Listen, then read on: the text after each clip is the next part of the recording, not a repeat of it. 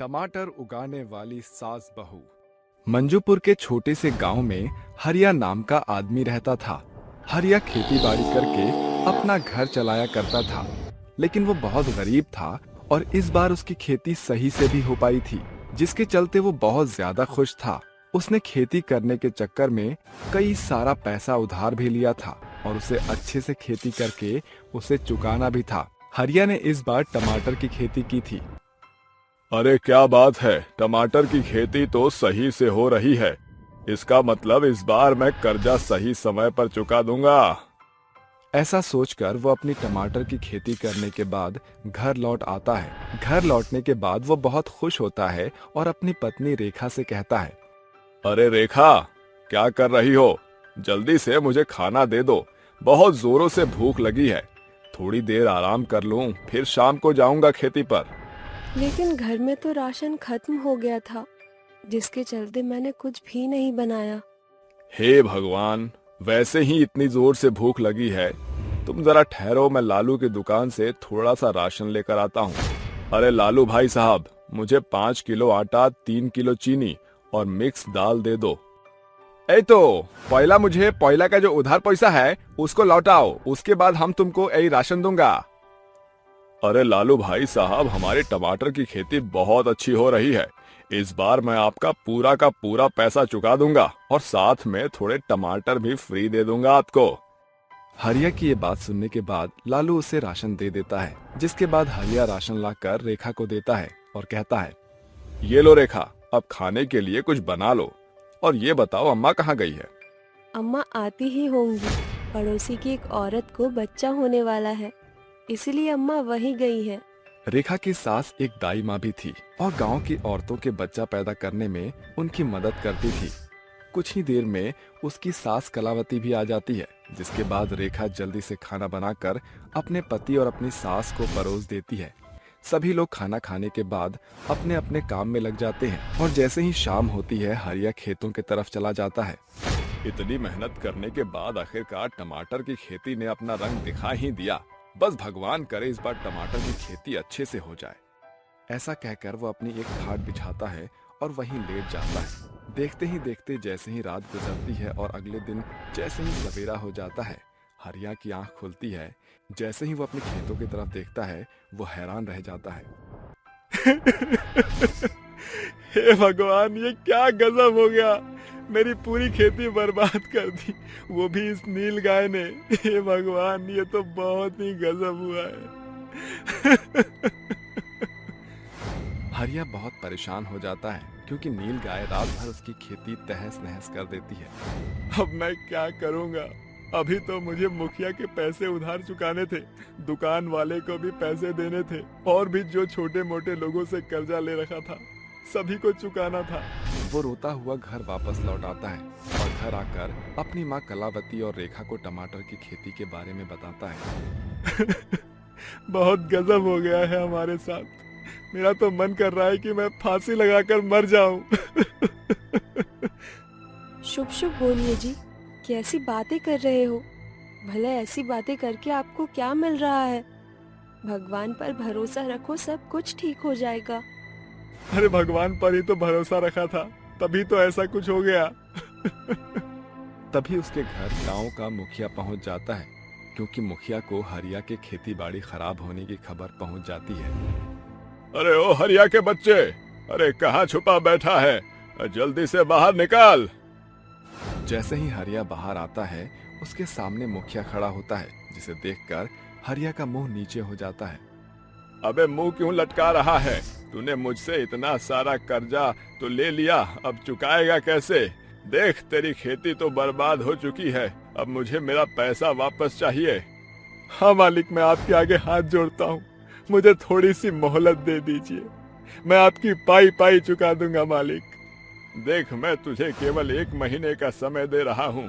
अगर तूने मेरा पैसा चुकाया नहीं तो मैं तेरा वो हाल करूंगा कि तूने कभी अपने सपने में भी नहीं सोचा होगा। ऐसा कहकर मुखिया वहां से चला जाता है। देखते ही देखते 1 महीना बीत जाता है। अब तो मुखिया हद ही पार कर देता है। जब भी हरिया उसे नजर आता है, वो अपने गुंडों को भिजवा कर हरिया की खूब पिटाई करवाता है बेचारा हरिया बहुत ज्यादा परेशान हो जाता है। अपने पति की ये हालत देख रेखा से रहा नहीं जाता और वो अपनी सास कलावती से कहती है, माँ जी, शादी के समय आपने मुझे बहुत सारे गहने दिए थे। वही दूसरी तरफ मेरी माँ ने भी मुझे कुछ गहने दिए थे। देखिए, ये सब वही गहने हैं। मैंने इन्हें अच्छे से संभाल कर रखा था मेरे पास। एक आइडिया है। बता बहू, तेरे पास क्या आइडिया है? हम इन सभी गहनों को बेचकर खाद लेकर आएंगे। और मैंने YouTube पर देखा था कि कम खाद में अच्छी फसल कैसे उगाई जाती है। लेकिन बहू, हम दोनों अकेले टमाटर की खेती कैसे करेंगे? इस समय तो टमाटर की खेती ही हो पाएगी। अरे माँ जी, मैं हूँ ना। वैसे आपको मैं बता दूँ, मैंने पूरी ग्रेजुएशन कंप्लीट की हुई है और मुझे अच्छे से पता है कि कम खाद में अच्छी खेती कैसे की जाती है। कलावती अपनी बहू के ऊपर भरोसा करती है, जिसके बाद दोनों सास बहू मिलकर टमाटर की खेती करना शुरू करती हैं। दिन रात टमाटर की खेती करने के बाद वो बहुत अच्छी फसल उगाती हैं। देखते ही देखते टमाटर की फसल उगने लगती है, जिसे देखकर रेखा और कलावती बहुत खुश होती हैं। आखिरकार हमारी मेहनत रंग लाई। अब हम इस टमाटर की खेती के चलते अपनी सभी परेशानियों को दूर कर पाएंगे माँ जी। हाँ बहू, तूने सही कहा था। कम खाद में भी खेती अच्छी हो सकती है। और फिर मुखिया के जो गुंडे मेरे बेटे हरिया के पीछे पड़े हैं, अब हमें उनसे भी छुटकारा मिल जाएगा। चल बहू, अब हमें घर चलना चाहिए। नहीं माँ जी, आज की रात अपने खेत में ही रुकना चाहती हूँ। रेखा के दिमाग में कुछ तो चल रहा होता है, जिसकी वजह से वो रात को अपने खेतों में रुक जाती है। और आधी रात के समय अचानक से उसे चारों तरफ एक हलचल सी महसूस होती है, जिसके बाद वो देखती है कि मुखिया के कुछ गुंडे खेतों के आसपास मंडरा रहे हैं और वो खेतों में कुछ डालने लगते हैं। रेखा तुरंत अपना फोन निकालती है और वो फोन से उनकी वीडियो शूट कर लेती है, जिसके बाद वो जोर जोर से चिल्लाकर गांव के सभी लोगों को बुला लेती है और उनसे कहती है, देखिए गांव वालों, ये सब क्या हो रहा है? ये जो हमारे गांव का मुखिया है, ये तुम लोगों को कर्जा देता है और उसके बाद तुम सभी लोग उन पैसों को अपनी खेती बाड़ी में लगा देते हो, जिसके बाद मुखिया तुम्हारी खेती अच्छी होने के बाद खेती में कीटनाशक कीड़े छोड़ देता है और ये नीलगाय भी, ताकि तुम सबकी खेती बर्बाद हो जाए और वो तुमसे डबल कर्जा निकलवा सके। ये इसकी चाल है। रेखा की बात सुनकर गांव के सभी लोग हैरान रह जाते हैं, जिसके बाद गांव के सभी लोग रेखा के साथ मिलकर पुलिस में मुखिया के खिलाफ कंप्लेन कर देते हैं। उस दिन के बाद से मुखिया को जेल हो जाती है और गांव के सभी लोग खुशी खुशी अपना जीवन व्यतीत करने लगते हैं। वहीं दूसरी तरफ दोनों सास बहू हरिया के साथ मिलकर टमाटर की खेती करती रहती हैं। कुछ ही समय में टमाटर की खेती से उन्हें बहुत ज्यादा मुनाफा होता है, जिसके चलते उनकी सभी परेशानियां दूर हो जाती है। अब शगुनी बहू। वीरपुर गांव में रहने वाली शारदा का इकलौता बेटा था मानव। शारदा की देवरानी थी शीला, जो बेहद ही रूढ़िवादी सोच की औरत थी। वो अपनी दबी कुचली सोच से अक्सर शारदा के कान भरने का काम करती थी। चारों ओर चहल पहल मची हुई थी, क्योंकि आज शारदा के बेटे मानव की सगाई भार्गवी की बेटी लक्ष्मी के साथ होने वाली थी। जैसे ही लक्ष्मी बैंक्वेट हॉल में पहुंचती है कि एकाएक बिजली कट जाती है। इसी बीच शीला कटाक्ष बातों का कहर ढाती हुई कहती है, राम राम राम, ये कैसी अपशगुनी बहू तलाशी है आपने बड़ी पहुंचाई, जिसके काले कदमों से बैंकेट हॉल में बदहाली छा गई थी। इस बात पर शारदा शीला को टोकते हुए कहती है, ये कैसी बातें करती हो? शगुन अपशगुन जैसा कुछ भी नहीं होता। शारदा लीला की पुरानी सोच को साइड में रखकर सगाई की रस्मों को शुरू करती है, जिसके बाद अचानक शारदा के पति गजोधर को दिल का दौरा पड़ता है। क्या हुआ आपको? आप ठीक तो हैं? गहरी सांस लीजिए। मौके का फायदा उठाकर शीला एक बार फिर मंथराई के मन से कहती है, दो ही पलों में दो बड़ी भारी दुर्घटनाएं। अरे ये अपशगुन नहीं तो और क्या है बड़ी भौजाई। मेरी बात मानो तो इसी पल ये रिश्ता तोड़ दो। मुझे इस लड़की के नक्षत्र और इसकी दशा कुछ ठीक नहीं जान पड़ती। शीला की भली बुरी बातें लक्ष्मी के भीतर सनसनी मचाकर रख देती हैं और वो मन में कहती है, हे ईश्वर, मेरे दामन पर लगा ये अपशगुन का दाग धो दे प्रभु, वरना एकाएक जमीन पर औंधे मुंह पड़ा गजोधर अपने पैरों पर दृढ़ खड़ा हो जाता है, जैसे मानो आसमान में रहने वाले ईश्वर ने लक्ष्मी के मन की मुराद सुनकर पूरा कर दिया हो। इस पर मानव लक्ष्मी का साथ देते हुए कहता है, क्यों शीला चाची, अब आपके पास कोई शब्द नहीं कहने को? ये शगुन अपशगुन जैसी मान्यताओं को बढ़ावा देकर क्यों आप समाज में लड़कियों का जीना दुश्वार करती हैं? मानव के मुंह से इतना कुछ सुनकर सन की शीला पैर पटकते हुए वहां से 9-2-11 हो जाती है। सगाई के कुछ ही दिनों बाद मानव और लक्ष्मी शादी के बंधन में बंध जाते हैं और मानवी ससुराल की चौखट पर कदम रखती है। लक्ष्मी बहू, चावल की कलश को अपने शुभ कदमों से बिखेर कर गृह प्रवेश करो। लक्ष्मी पांव आगे बढ़ाकर जैसे ही कलश को पैर लगाती है, दूर जाकर शारदा के सिर पर लग जाता है, जिसके साथ उसके सिर लहूलुहान हो जाता है। अही माँ! अरे रे रे, बेड़ा गर्क हो इस अपशगुनी का। अभी तो ससुराल में पाँव पड़े भी नहीं और बेचारी बड़ी भौजाई का कपार फोड़ दिया। शारदा पूरी तरह से शीला की बातों में आकर इस बार मानो घायल शेरनी बन जाती है और अपनी नई नवेली बहू को झड़पते हुए कहती है, अरे तेरी आंखें है कि बटन, मेरा खून बहाकर किस बात का बदला निकाला है तूने? सास का बदला स्वर बहू बनकर आई लक्ष्मी के मन में घर कर जाता है। फिर सभी औरतें भी उसे अपशगुनी होने के अलग अलग ताने देकर चलती बनती हैं। अगली सुबह मानव काम पर रवाना होने को रुख करता है। माँ, मैं चलता हूँ। शाम को शारदा के पास एक फोन कॉल आता है और बौखलाकर अपनी बहू पर बरसते हुए वो कहती है, अरे ओ कुलक्षणी, अपशगुनी, कहाँ मर गई? नीचे आ। लक्ष्मी दौड़कर अपनी सास के पास आती है और लड़खड़ाती जुबान से कहती है, क्या हुआ माँ जी, आप इतनी उखड़ी हुई क्यों लग रही हैं? हरामजादी, जब से तेरे कदम घर में पड़े हैं, एक न एक अपशगुन हुए जा रहा है। मेरा बेटा अस्पताल में है, वो जिंदगी और मौत के बीच जूझ रहा है। मैं कहती हूँ निकल जा मेरे घर से। शारदा बेरहमी से बहू के बाल पकड़कर उसे घसीटते हुए बाहर निकालने लगती है। तभी मानव बैसाखी के सहारे घर लौट कर आता है। माँ, अरे बाल छोड़िए लक्ष्मी के। अरे बेटा, तू नहीं जानता, ये सचमुच अपशगुनी है। जाने क्या सोचकर इसकी डायन माँ ने इस कुलक्षणी का नाम लक्ष्मी धरा। अरे ये मेरे घर को खा जाएगी, मैं इसे अपने घर की खुशियां खाने नहीं दूंगी। माँ, आप ये दकियानूसी बातें कर रही हैं? लक्ष्मी हाथ जोड़कर रोती बिलखती हुई अपनी सास के कदमों में गिरकर कहती है, माँ जी, मुझे घर से मत निकालिए। मेरे माँ बाबूजी ये सदमा बर्दाश्त नहीं कर पाएंगे, वो मर जाएंगे। एक बेटी की डोली उसके मायके से उड़ती है, मगर उसकी अर्थी उसके ससुराल से। मुझे मार डालिए, मगर जाने को ना कहिए। मैं कुछ नहीं मांगूंगी, एक कोने में पड़ी रहूंगी। मैं तुझे इस घर में एक ही शर्त पर रहने दूंगी कि आज से तू मेरे बेटे के आसपास भी नहीं भटकेगी। बोल, मंजूर है? मुझे आपकी हर शर्त मंजूर है, बस मुझे ससुराल की चौखट लांघने को मत कहिए। शारदा पूरी तरह से शीला के बढ़ावे में आ चुकी थी, जिससे उसे अपनी बहू अब और अपशगुनी जान पड़ती थी। बेटे और बहू के जाते ही शारदा खुद से कहती है, ससुराल का शासन किसे कहते हैं, ये मैं इस अपशगुनी को एहसास कराऊंगी। खुद ब खुद मेरा घर छोड़कर चली जाएगी। तड़के भोर शारदा जमीन पर सोई लक्ष्मी के मुंह पर एकदम ठंडा पानी उड़ेल कर लात लगाकर उठाती हुई कहती है, अरे ओ मनहूस कुलक्षणी बहू, चल सूर्योदय से पहले सारा काम निपटा दे, और याद रहे अपनी अपशगुनी सूरत घूंघट की आड़ से बाहर मत पड़ने दियो। लक्ष्मी ढहकती हुई कामकाज खत्म कर देती है और तभी गजोदर को खाते वक्त जोरदार बेचैनी होती है। शारदा, अरे शारदा। अजी, अजी क्या हो गया आपको? लक्ष्मी झटपट गजोदर की छाती पर हाथ धरकर कहती है, बाबूजी, लंबी लंबी सांसें लीजिए। अरे कुलक्षणी, तू अपनी ये मनहूस परछाई लेकर दूर हट मेरे पति से। थोड़ी देर में घर में डॉक्टर हाजिर होता है और गजोदर की जांच पड़ताल करके कहता है, डॉक्टर, बाबूजी को क्या हुआ था? अरे अपशगुनी, तू हट परे।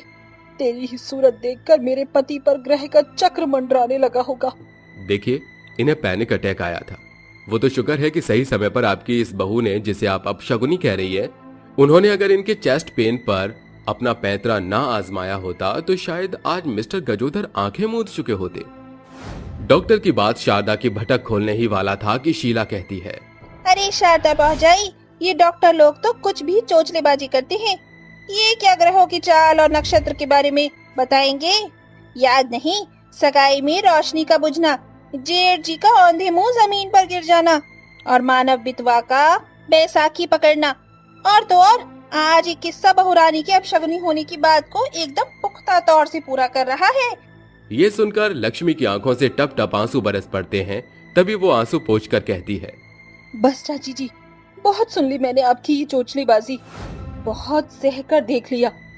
मगर मुझे अपशगुनी कहने से पहले अपने गिरेबान में झांक कर देखिए। ब्याह के तुरंत बाद ही चाचा जी चले गए। मेरा तो सुहाग आबाद है और मैं कोई बांझ पखेरू भी नहीं। मगर आपने तो सब कुछ खो दिया है। और असल मायने में अपशगुनी कौन हुआ, मैं कि आप? ये सुनकर गुस्से से तिलमिलाई शीला आगे बढ़कर जैसे ही उस पर हाथ उठाती है, तभी शारदा बीच में आकर कहती है, बहुत सही कह रही है शीला। दूसरों की बेटियों पर दोष लगाना बहुत आसान है।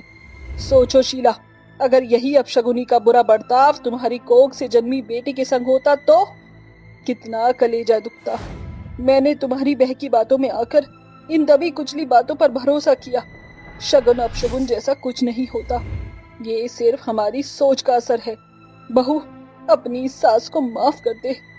लक्ष्मी की बात न सिर्फ उसकी सास शारदा बल्कि सदियों पुरानी कुरीति में जकड़ी शीला को भी बदल कर रख देती है। उस रोज शीला जैसे ही अपनी सोच के साथ सदमे में साफ दिखाई पड़ रही थी और अंत के साथ शीला कहती है, बहू, मुझे माफ कर दी। पुरानी रीति में पढ़कर ये सब कुछ सोचना स्वाभाविक है, मगर आज समझ आया ये शगुन अपशगुन की सोच, नजर और नजरिए की बात है। लक्ष्मी का एक कदम न सिर्फ उसे उसकी सही औकात दिखाता है बल्कि आस पड़ोस को भी उनकी सोच सही करके रख देता है। काली साड़ी पहनने वाली सास बहू से परेशान पति। कादम्बरी के बेटे प्रतीक की शादी कावेरी से होती है। सुहागरात पर जैसे ही प्रतीक कमरे में आता है तो काया को काले रंग की शॉर्ट नाइटी में देखकर उसे बड़ा शौक लगता है। क्या हुआ मेरे प्यारे पतिदेव, इस काली नाइटी में मैं इतनी सेक्सी लग रही हूँ क्या, जो आप मुझे देखकर शॉक हो गए हो? वो क्या है ना, कावेरी को काले रंग का बेशुमार क्रेज है। अगर मैंने कावेरी को ये कह दिया कि ये काले रंग के लिबास में चिमर की चुड़ैल लग रही है, तो ये कहीं खिसियानी बिल्ली बनकर सुहागरात को काली रात में न बदल दे। सारे अरमान मिट्टी में मिल गए। कावेरी को काले लिबास में सराबोर देखकर प्रतीक बेमन से बिस्तर पर जा गिरता है। अगली सुबह कावेरी काले रंग की साड़ी में सज धज कर रसोई घर का रुख करती है। अपने सास ससुर के लिए चाय बनाकर हॉल में आती है, जहां वनराज कहता है, अरे बहू, ये कैसा पहरावा पहना है तूने? क्यों ससुर जी, क्या कमी है मेरी साड़ी में? अरे शादीशुदा सुहागिनों के शरीर पर ये काला रंग शोभा नहीं देता। क्यों भगवान? अरे तुम तो चुप ही करो जी। अरे जब से मशहूर सिंगर काका के गाने निकले हैं, काला रंग ट्रेंड में चल रहा है। मेरी नजर से देखो, ये काले रंग की साड़ी बहू के गोरे चिट्टे तन पर कितनी उम्दा लग रही है। अरे बहू को ससुराल की सीख देने के बजाय तुम उसी के सुर में सुर मिला रही हो। वनराज गुस्से में वहाँ से उठकर तैयार होकर अपने बेटे के संग दफ्तर चल देता है। समय गुजरता है। एक सांझ वनराज कहता है, भाग्यवान, ये पूरे 50,000 रुपए हैं, इसे अपने पास रख लो। कादम्बरी पैसे लॉकर में रख देती है और अगली सुबह कादम्बरी अपनी बहू कावेरी से कहती है, अरे कावेरी बहू, क्या कर रही है? कुछ नहीं सासू माँ, मीशो ऐप पर ट्रेंडिंग काली साड़ी आई है, उसी को ऑर्डर कर रही हूँ। बहू, लगे हाथ अपनी सास के लिए भी एक काले रंग की सुंदर सी साड़ी ऑर्डर कर दे। जब से मैं ब्याह कर ससुराल के आई, मेरे काले रंग के कपड़ों पर तो तेरे बुढ़ऊ ससुर ने पाबंदी लगा दी। फिक्र मत कीजिए सासू माँ, अब जब ससुर जी हम दोनों सास बहू के संगठन को एक साथ काले रंग की साड़ी पहने देखेंगे तो वो कुछ नहीं कहेंगे। कावेरी 2 काली साड़ी ऑर्डर कर देती है। अगली सांझ जब उनके पति घर आते हैं तो सास बहू को काले रंग की साड़ी में देख स्तब्ध होकर कहते हैं, भूतनी। अरे ससुर जी सुनिए तो, प्रतीक, अरे हम भूतनी नहीं बल्कि आप दोनों की पत्नियां हैं। ये सुनकर प्रतीक पानी पीते हुए कहता है, अरे काले रंग की साड़ियों तक तो चल जाता, मगर ये काले रंग की चूड़ी, काली बिंदी, काली लिपस्टिक, ये पहरावा प्रेतनी का होता है। अरे मेरी बेलबुथी औलाद, हम दोनों सास बहू मुर्दा नहीं जिंदा हैं। अपने पसंद का पहरावा क्या पहन लिया? तुम दोनों बाप बेटे एक ही थाली के चट्टे बट्टे बन गए। तारीफ के 2 बोल बोलने के बजाय मुंह से अंगार बरसा रहे हो। दोनों बाप बेटे के लाख चेताने के बावजूद इतनी जल्दी सास बहू के काली साड़ी पहनने का शौक कहाँ थमने वाला था। वो हर एक सप्ताह नए नए डिजाइनों की काले रंग की खूब सारी साड़ियां खरीद कर लाती।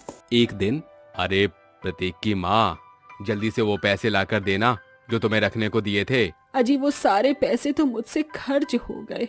मगर माँ, इतनी बड़ी रकम आपने कहाँ खर्च कर दी? कादम्बरी की हिचक देखकर कावेरी कहती है, प्रतीक, दरअसल उन्हीं 50,000 रुपए से हम सास बहू ने पिछले कुछ सप्ताह काली साड़ियों की शॉपिंग की थी। ये सुनकर दोनों बाप बेटे गुस्से से बौखलाकर बोलते हैं, काली साड़ियों के पीछे तुम दोनों सास बहू बावरी होकर सुध बुध खो चुकी हो। रहने दीजिए बाबूजी, इन सास बहू को क्या खबर। हम दोनों बाप बेटे दिन रात खून पसीना बहाकर पाई पाई कमाते हैं। इन्होंने काली साड़ी के शौक में पूरे 50,000 रुपए पानी की तरह बहा दिए। अरे बस करो दोनों बाप बेटे, जितने की हम सास बहू ने काली साड़ी नहीं खरीद ली, उससे बढ़कर तुम्हारे कड़वे बोल सुन रहे हैं। हर एक दिन के साथ सास बहू के काली साड़ियां पहनने का शौक बढ़ता जा रहा था। हर एक दिन सास बहू काली साड़ी के लिबास में ही लिपटी रहती। कुछ दिन बाद, अजी सुनते हो, अभी हाल फिलहाल में काले रंग की शिफॉन की साड़ी आई है। उसे पहनने के लिए मेरा मन ललचा रहा है।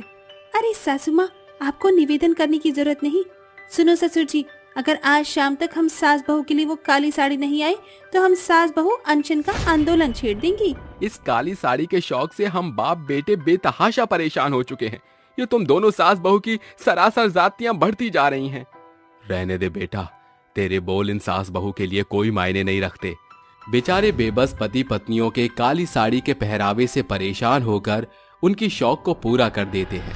समय गुजरता चला जाता है और करवा चौथ का त्योहार आता है और कंचन कहती है, अरे कैसन बा कादम्बरी भौजाई? अरे मैं ठीक हूँ। कंचन, तू बता कैसे आना हुआ, कोई खास खबर? अरे दादा, ये आप सास पतोहू सर से पांव तक काला पहिरावा काहे पहिनी हो? काला हार, झुमका, बिंदिया और ये नई बहुरिया के तो सवा महीना सिर्फ लाल पीला रंग ही पहने के होवत है। अरे हम दोनों सास बहू सदियों पुरानी रीत रिवायत को नहीं मानती, समझी? ओ कल करवा चौथ का कथा पूजा हमरे अंगना में होवत है, तो सास बहू समय से पधार जाना। सास बहू को करवा चौथ का शुभ संदेश देकर कंचन चली जाती है। उस सांझ दोनों के पति हाथों में 2 शॉपिंग बैग लिए घर आते हैं। हम तुम्हारे लिए कल करवा चौथ का तोहफा लाए हैं। हम तुम्हारे लिए कल करवा चौथ का तोहफा लाए हैं। दोनों सास बहू जैसे ही डिब्बे को खोलती हैं, उसमें लाल रंग की सुंदर साड़ी और साज श्रृंगार का सामान होता है। प्रतीक, यही लाल रंग की साड़ी मिली थी तुम्हें? कितनी वाहियात पसंद है तुम्हारी। आप दोनों बखूबी जानते हो कि हम सास बहू को सिर्फ काली साड़ी पहनने का शौक है। फिर भी खैर बहू, हमारे कबर्ड में सैकड़ों काली साड़ियां हैं, उसी में से एक पहन लेते हैं। हम बाप बेटे अपार मन से तुम्हारे लिए ये साड़ी लाए थे। इस काली साड़ी के आगे तुम अपने पतियों की कदर भूल चुकी हो। दोनों उनकी बातों को नजरअंदाज कर देती हैं। अगली सांझ सास बहू सिर से पांव तक काले रंग का साज श्रृंगार करके करवा चौथ की कथा में पहुंचती हैं, जहां बूढ़ी भगवती कहती है, अरे बेड़ा गर्क हो इन सास बहू का। अरे क्या करामात है, करवा चौथ पर काले रंग का साज श्रृंगार सुहागनों को शोभा देता है क्या? अरे अम्मा, ये सास बहू काली साड़ी के शौक के पीछे बरा गई है ना। पति की ना ही परवाह है ना ही समाज की। अरे कंचन काकी, हम सास बहू काली साड़ी पहने या पीली, आपको क्या परेशानी है? अरे कादम्बरी की बहू, पुरानिये कह गए हैं, शुभ अवसर पर काला रंग का पहिरव भला नहीं। इसे पहले की कोई विपत्ति आन पड़े, अपनी पसंद को बदलाव दो। भगवती के लाख समझाने के बावजूद भी सास बहू के सिर से काली साड़ी पहनने का शौक नहीं उतरता। करवा चौथ की कथा के बीच उन्हें अस्पताल से फोन आता है, आप दोनों के पति का एक्सीडेंट हो गया है, आप फौरन अस्पताल आ जाइए। सास बहू दौड़ती भागती फौरन अस्पताल पहुंचती हैं, जहां उनके पति बेहोश होते हैं। उस पल छिन उनके मस्तिष्क में भगवती की बात गूंज रही थी, बहू, शायद हमने करवा चौथ की रीत को सही तौर से नहीं निभाया। माँ जी, सभी औरतें सर से पांव तक सुहागन के सांचे में सजी धजी थी, वहीं हम आज बहू सुहागनों के बेला पर इस काली साड़ी में सराबोर थी। दोनों सास बहू भूखी प्यासी अपनी पति की जान की सलामती की प्रार्थना करती हैं। कुछ पल छिन बाद उनके पति बेहोशी से बाहर आते हैं। सास बहू की आंखों से पछतावे की फुहार बरस रही थी। हमें माफ कर दीजिए, शायद हमारे शौक के चलते ही आपकी जान पर बनाई। अब से हम भावी भविष्य में कभी फिर काली साड़ी नहीं पहनेंगी। कादम्बरी बहू, बीती बातों को बिसार दो। हर बात के पीछे एक भलाई छुपी होती है। शायद इसीलिए आज हमारे साथ दुखद दुर्घटना हुई। दोनों के पति उन्हें माफ कर देते हैं। अब सास बहू के मन से सदा के लिए काली साड़ी का शौक खत्म हो जाता है और वो हंसी खुशी अपनी गृहस्थी संभालने लगती है। गंगानगर के छोटे से गांव में एक गरीब नैना नाम की लड़की अपनी सास सुमित्रा और अपने ससुर उमेश के साथ रहा करती थी। नैना का पति विदेश में रहा करता था और एक दिन उसने नैना को धोखा देकर विदेश की गोरी से शादी कर ली, जिसके बाद उसने नैना को छोड़ दिया। लेकिन नैना ने अपने पति राहुल के माता पिता को नहीं छोड़ा और उनके साथ रहने लगी। एक दिन नैना अपनी सास सुमित्रा और अपने ससुर उमेश से कहती है, माँ जी, मेरा इस दुनिया में आप दोनों के अलावा और कोई नहीं है। आप दोनों ने मुझे बहुत प्यार दिया और हर परिस्थिति में मेरा साथ भी दिया। राहुल जी तो विदेश में रह रहे हैं, मैं जानती हूँ अब वो वापस नहीं आएंगे, इसीलिए मैं आप दोनों का साथ नहीं छोड़ सकती। बहू, ये तो तेरा बड़प्पन है, नहीं तो आजकल कोई किसी के बारे में इतना नहीं सोचता। बहू, मैंने तो शुरू से ही तुम्हें एक बहू की तरह नहीं, बेटी की तरह समझा है, और अगर तुम हमारे मुश्किल वक्त में हमारे साथ रहना चाहती हो तो इससे अच्छी और क्या बात हो सकती है। नैना सुमित्रा और उमेश के साथ खुशी खुशी रहने लगती है, लेकिन धीरे धीरे उनकी स्थिति खराब होने लगती है क्योंकि उनके पास कमाने का कोई जरिया नहीं होता, जिसकी वजह से उनके घर का राशन भी खत्म हो जाता है। तभी एक दिन नैना सुमित्रा से कहती है, माँ जी, मैंने हर जगह काम ढूंढने की बहुत कोशिश की, लेकिन मुझे कहीं काम नहीं मिला। मैं चाहकर भी कुछ नहीं कर पा रही हूँ। घर में एक अन्न का दाना भी नहीं है और इस तरह आप लोगों को भूखा देखकर मुझे शांति नहीं मिल रही। तुम चिंता क्यों करती हो बहू, सब कुछ भगवान के ऊपर छोड़ दो, सब ठीक हो जाएगा। हम कोई न कोई रास्ता जरूर निकाल लेंगे। ये कहकर सुमित्रा घर से बाहर गांव में टहलने के लिए निकल जाती है। गांव में टहलते टहलते उसे एक जगह भंडारा बंटते हुए दिखाई देता है, जिसे देखकर सुमित्रा वहीं रुक जाती है और भंडारा लेने लगती है। आज घर में कुछ भी नहीं है, भंडारा खाकर ही हम लोग अपना गुजारा कर लेंगे। सुमित्रा वहीं भंडारा खाकर अपनी बहू नैना और अपने पति उमेश के लिए थोड़ा सा भंडारा पैक करवा कर ले आती है। जैसे ही नैना सुमित्रा का लाया हुआ भंडारा खाती है, उसके दिमाग में एक आइडिया आता है। अरे माँ जी, ये मैंने पहले क्यों नहीं सोचा, क्यों ना हम मिलकर एक ढाबा खोलें जिसके जरिए हम अपने घर को चलाने लायक कमा लिया करेंगे। अरे बहू, तूने सोचा तो बहुत अच्छा है, लेकिन एक ढाबा खोलने के लिए हम इतने सारे पैसे कहाँ से लेकर आएंगे? अरे माँ जी, हमारे गांव में मुखिया जी है ना, वो गांव में सभी लोगों को उधार पैसा दे देते हैं। हम भी उनसे कुछ पैसे उधार ले लेंगे और जब हमारे पास पैसे आ जाएंगे तो हम उन्हें पैसा वापस कर देंगे। अच्छा बहू, ये सब तो ठीक है, लेकिन मुखिया के बारे में मैंने कुछ ज्यादा नहीं सुना है, कहीं हमें बाद में कोई दिक्कत ना हो जाए। आप चिंता क्यों करती हो माँ जी, जैसे ही पैसा आएगा तो हम सबसे पहले मुखिया को पैसा दे देंगे।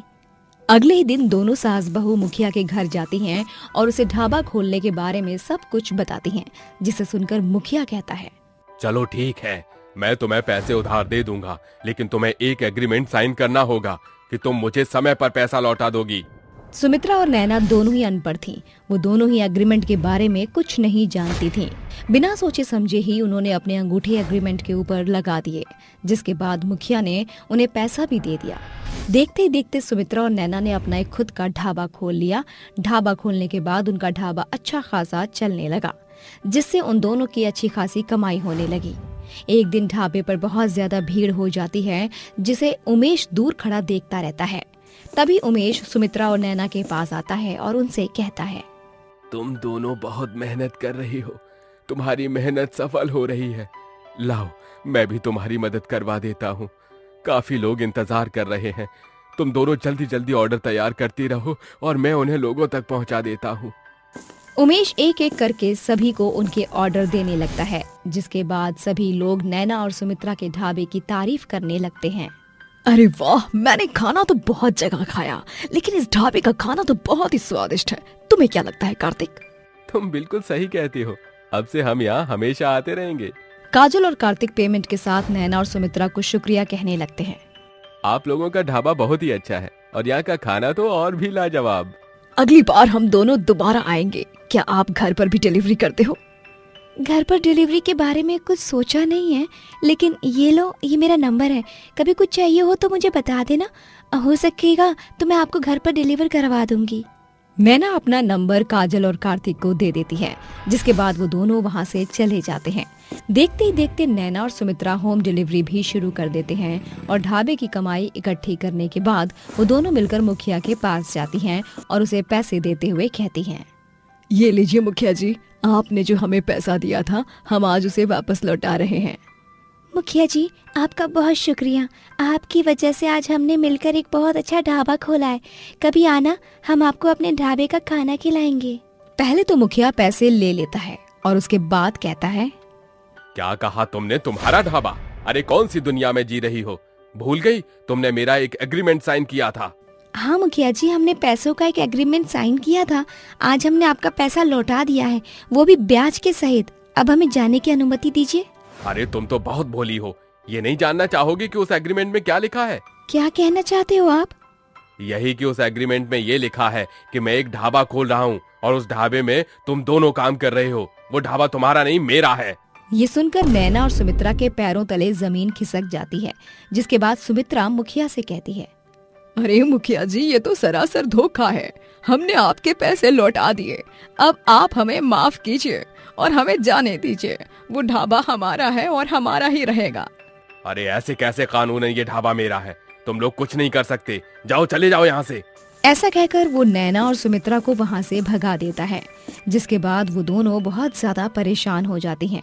अगले दिन जैसे ही नैना और सुमित्रा ढाबा खोलकर ढाबा चलाने लगती हैं, मुखिया वहाँ पहुँच जाता है। तुम दोनों को मेरी बात समझ नहीं आती?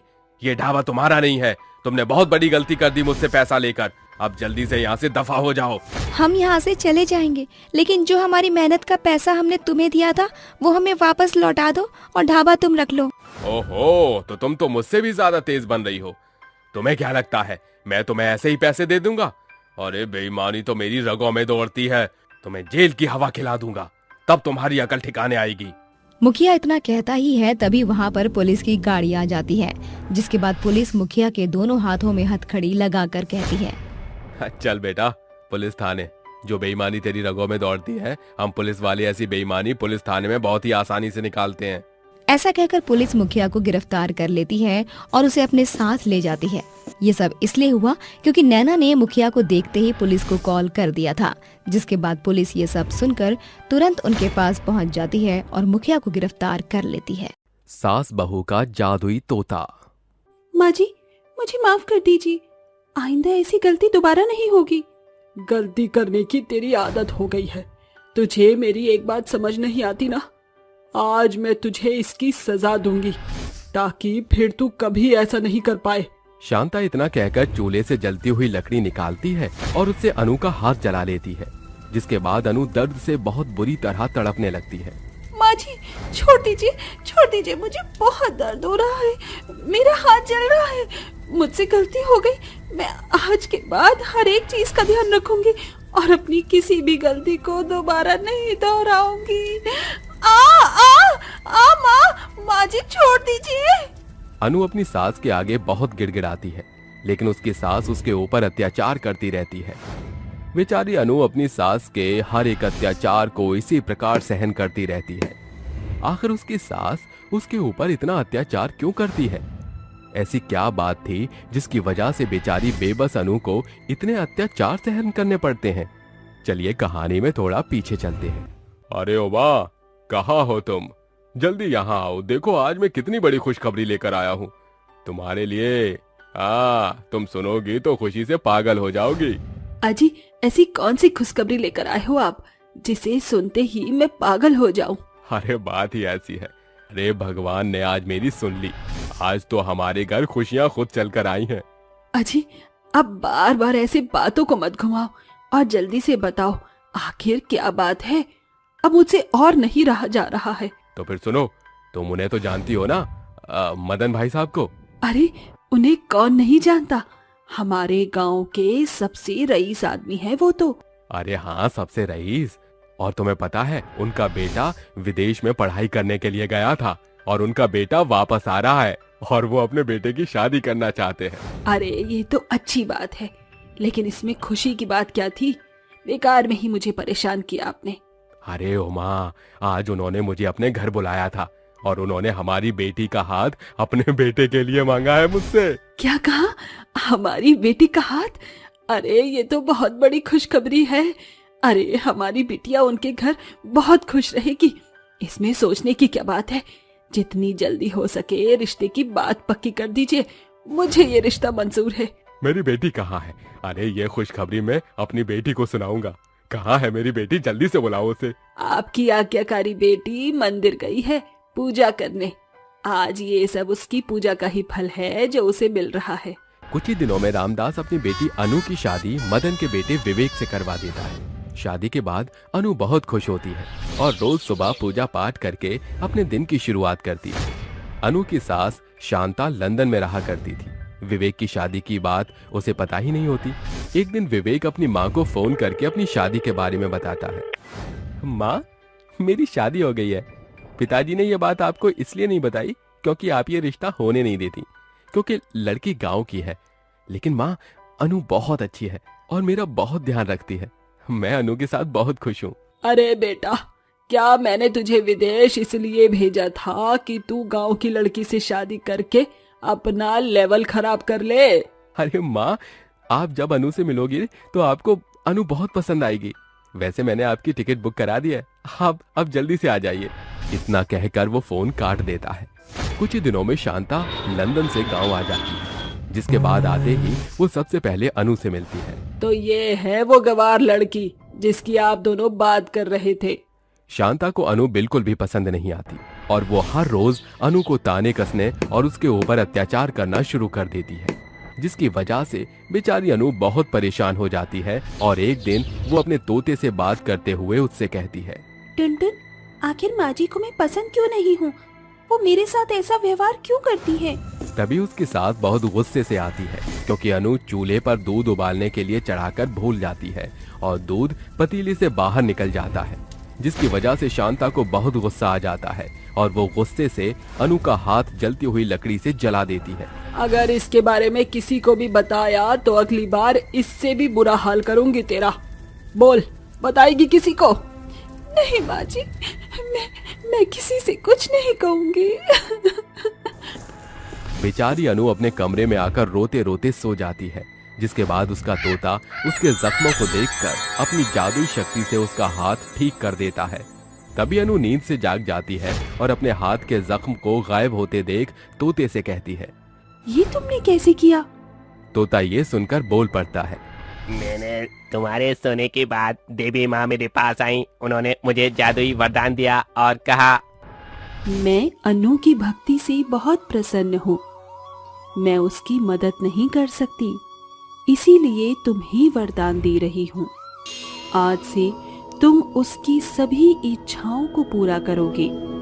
आज से तुम सिर्फ तोते नहीं, एक जादुई तोते हो। उसके बाद देवी माँ गायब हो गई। तुम्हें भूख लगी होगी ना? ऐसा कहकर जादुई तोता अपने जादू से अनु के लिए खाना प्रकट करता है। अनु जिसे देखकर बहुत हैरान रह जाती है और जादुई तोते का शुक्रिया अदा करती है, जिसके बाद वो खाना खाने लगती है। लेकिन तभी उसे कुछ जलने की बदबू आती है। मुझे ऐसा लग रहा है जैसे कहीं कुछ जल रहा है। जैसे वो दोनों बाहर आते हैं, उन्हें शांता कुछ कपड़े जलाते हुए दिखाई देती है। वो कपड़े अनु की शादी के थे और उनके साथ अनु के रोजाना पहनने के कपड़े भी शांता जला देती है। माँ जी, आपने ऐसा क्यों किया? आपने मेरे सारे कपड़े जला दिए। हाँ, जला दिए, क्योंकि मुझे तेरी जैसी गवार का अपने घर में कोई सामान नहीं चाहिए, समझी तू? लेकिन अब मैं क्या पहनूंगी? मेरे पास इनके अलावा कुछ भी नहीं था। शांता वहां से चली जाती है, जिसके बाद अनु का जादुई तोता उससे कहता है, चिंता मत करो, मैं तुम्हारे लिए जादू से नए कपड़े बना दूंगा। जादुई तोता अनु को उसके कमरे में ले जाता है, जिसके बाद वो अनु के लिए अपने जादू से कई सारी सुंदर सुंदर साड़ियां प्रकट करता है, जिन्हें देखते ही अनु बहुत खुश होती है। ये तो बहुत सुंदर साड़ियाँ हैं। मैं जल्दी से नहाकर बदल लेती हूँ। शाम होने ही वाली है, पूजा भी करनी है मुझे। अनु उनमें से एक प्यारी सी साड़ी पहन लेती है, जिसके बाद वो पूजा करने के लिए चली जाती है। जैसे ही वो पूजा शुरू करती है, उसकी सास वहां पहुंच जाती है और उसे पूजा करते हुए देख सोचने लगती है। अरे ये क्या, मैंने तो इसके सभी कपड़े जला दिए, फिर इसके पास ये साड़ी कहाँ से आई? हो ना हो इसने मेरी ही साड़ी चुराई होगी, लेकिन मेरी तो ऐसी कोई साड़ी नहीं है। अनु को पूजा पाठ करता हुआ देख शांता को बिल्कुल अच्छा नहीं लगता, जिसके बाद वो अपने मन में सोचती है, बहुत हुआ इसका आज, ये अपनी पूजा में लीन है। यही सही मौका है इस गंवार लड़की से छुटकारा पाने का। लोगों को लगेगा कि इसकी मौत पूजा की जोत से हुई है। ऐसा सोचकर वो तुरंत रसोई से मिट्टी का तेल लाती है और मंदिर के आसपास छिड़क देती है और माचिस जलाकर आग लगा देती है। वहीं दूसरी तरफ अनु पूजा करती रहती है। तभी वहां उसका जादुई तोता पहुंच जाता है, जो अपनी जादुई शक्ति से आग बुझा देता है।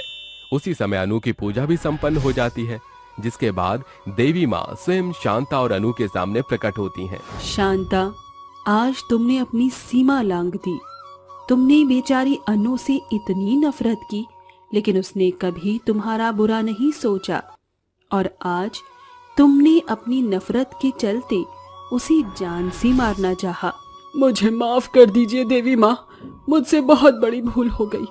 मुझे मेरी गलती का पछतावा है। आइंदा मैं ऐसा कभी नहीं करूंगी।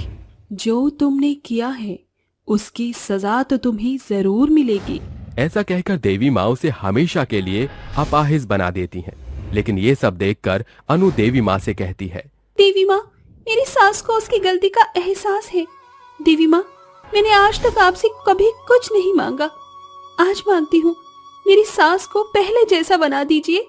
अनु की ये बात सुनकर देवी माँ शांता को पहले जैसा बना देती हैं, जिसके बाद शांता अपनी बहू और जादुई तोते के साथ खुशी खुशी रहने लगती हैं।